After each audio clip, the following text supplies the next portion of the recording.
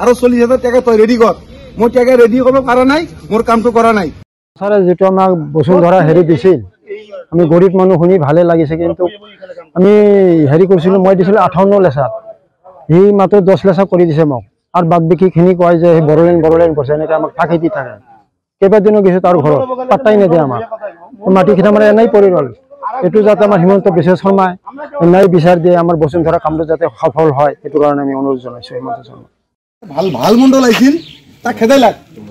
এই বড় মণ্ডলটো আইছিল, হিরো আইছিল, হিরো খেদাইছে। কোনে খেদাইছে? এই দিবংগরে। কেনেকে? এটো অফিসৰ পৰা অৰ্ডাৰে হৈছে। ভালটো আমাৰ ভালটো লাগে।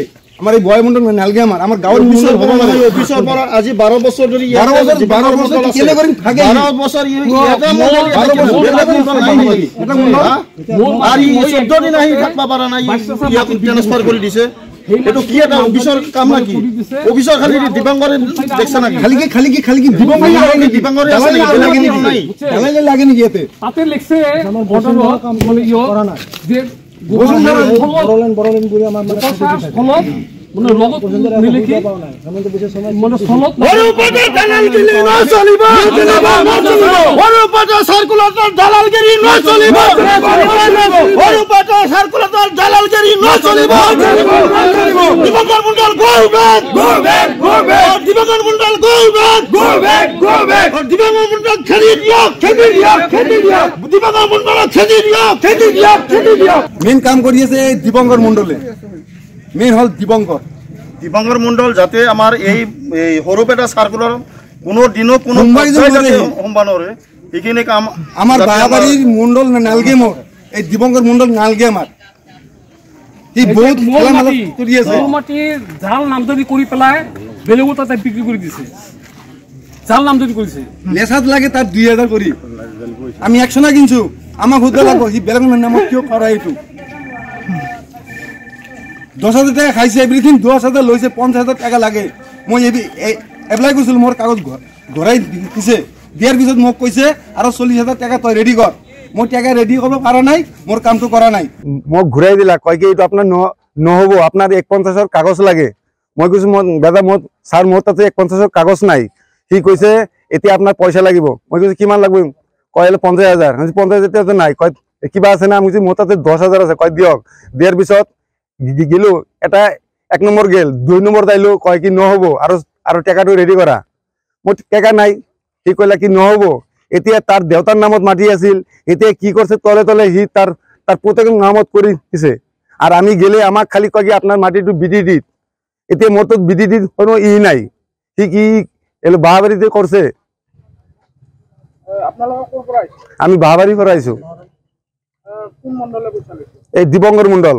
অনুরোধ করি আছো স্যার, আপনি দালালটো বন্ধ করে দিয়ক, নহলে মানুষ কিন্তু মরি যাব, দিনের ভিতরে মরি যাব। একদম কই দিছো স্যার, একদম অনুরোধ করিছো, আপনি বাঁচাও কেতিয়া গরিব মানুষবিলাক বাঁচাও। খেলবা লাগে মণ্ডলটো, নহলে আমি এই দিবংগর মণ্ডলটো ইয়াতে দিন আইফাই দিন নরে, ইয়াতে দিবংগর মণ্ডল মুম্বাই নরে, ইয়াতে দিবংগর মণ্ডল, নহলে আমি বাহাবাড়ির রাইজর প্ৰতিনিধি ইয়াতে আমি পালন কৰি, ইয়াতে আমি দণ্ড কাৰ্যসূচী আৰম্ভ কৰি দিম। মোৰ পৰা টাকা লৈছে 10,000 টাকা লৈছে, 50,000 টাকা লাগে দিবংগৰৰ। গতিকে আমি কোনোদিনো নামানো। এই দীপংকৰ মণ্ডল যিমানলৈকে ইয়াতে আছে, ইমান এটা ভাল মণ্ডল আছিল বড় এটা, তাক খেদাই লাগি। আজি আমাৰ যেটো 7 নম্বৰ বাহাবাৰী গাঁৱৰ যেটো আজি বসুন্ধৰা 3.0 যেটো মাটির বসুন্ধরা আহিছিল, কিন্তু আমার ইয়াতে দীপংকর মণ্ডল থাকাতে দীপংকর মণ্ডলে কি করলাম, দীপংকর মণ্ডলে পয়সা খাই দেয় কিন্তু কারো কাম করা নাই। গতিকে আমি সমগ্র আজি বাহাবাৰী গাঁৱৰ ৰাইজ আমি আহিছো, কিন্তু আহি চাওঁ যে বসুন্ধৰা কাম কাৰো হওয়া নাই। যাৰ পৰা 10,000 টাকা লৈছে, 10,000 বিনিময় যিখিনি মাটি লেচাৰ 2,000 টাকা কৰি খুঁজছে, সেই 2,000 টাকা কৰি খুঁজি কোনোবাই যদি 10,000 দিছে, সেই মানুহজনৰ এই 10 লেচা কৰি দিছে, আৰ বাদ বাকি 40 লেচা কৰা নাই। গতিকে আমি হেমন্ত বিশ্ব শৰ্মা মহোদয়ক মই অনুৰোধ জনাওঁ, আমাৰ বজালী ডিষ্ট্ৰিক্টৰ যেটো আমাৰ উপায়ুক্ত মহোদয় আছে, তাক অনুৰোধ জনাওঁ যে অতি সোনকালে এই পইচা লোৱা মণ্ডলটো এই সৰুপেটা চাৰ্কুলাৰৰ পৰা উচ্ছেদ কৰিব লাগে, ইয়াৰ পৰা খেদিব লাগে। পইচা লোৱা মণ্ডল আমি এই সৰুপেটা চাৰ্কুলত যাতে কোনোদিন নাহে, যদি আহে তেনেহ'লে আমি গাঁৱৰ যিমান বাহাবাৰী গাঁৱৰ যিমান ৰাইজ আছে, ৰাইজ লৈ আমি ইয়াতে ধৰ্ণা কাৰ্যসূচী প্ৰতিৰোধ কৰিম, যিমানলৈকে এই দিবাংকৰ মণ্ডলে যিমানলৈকে ইয়াৰ পৰা ট্ৰেন্সফাৰ নহয়, আমি বাহাবাৰী গাঁও সমগ্ৰ ৰাইজ আমি ইয়াতে আমি ধৰ্ণা কাৰ্যসূচী পালন কৰিম। যেহেতু মুখ্যমন্ত্ৰী এই মাটি বাৰীৰ কামত 1 টকা ল'ব নোৱাৰে বুলি সংবাদ মাধ্যমত কৈছে, আপোনালোকৰ পৰা কোনোবাৰ পৰা 10, কোনোবাৰ পৰা 2, কোনোবাৰ পৰা 20 এনেকুৱা লৈছে। এই ক্ষেত্ৰত মুখ্যমন্ত্ৰীক কি ক'ব আমাৰ সংবাদ মাধ্যমত? আমাৰ সংবাদ মাধ্যমত এইটো জনাও যে যাতে আমাৰ মাননীয় মুখ্যমন্ত্ৰী মহোদয় এই টকা যিটো বসুন্ধৰা 3.0 কোনো টকা বিচৰা নাই, এই মণ্ডল যাতে টকা বিচাৰিছে তাৰ কাৰণে কেনেহেন ব্যৱস্থা ল'ব লাগে তাৰ কাৰণে আমি মাননীয় মুখ্যমন্ত্ৰী মহোদয়ক মই অনুৰোধ জনাইছো। এই অফিস মণ্ডল অফিসত কিবা সার্কুল অফিসত দালাল আছে নেকি? দালাল আছে, নিশ্চয় দালাল আছে। যদি আমি দিবাংকৰ মণ্ডলৰ তাতে কোনো মাটি বাৰীৰ কামত যাওঁ, ই দিবাংকৰ মণ্ডল কি কৰে, এটা দুটা তাৰ পোহনীয়া দালাল আছে, সেই দালালৰ ওচৰত পঠাই দিয়ে।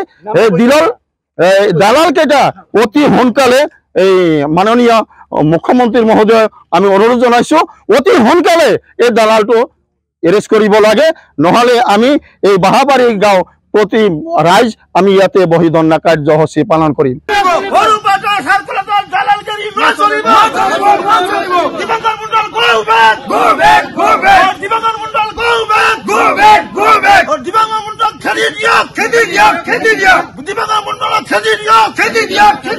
এটা কথা হেমন্ত ছাৰক কওঁ, এই দালাল বিলাক বন্ধ কৰি দিয়ক ছাৰ।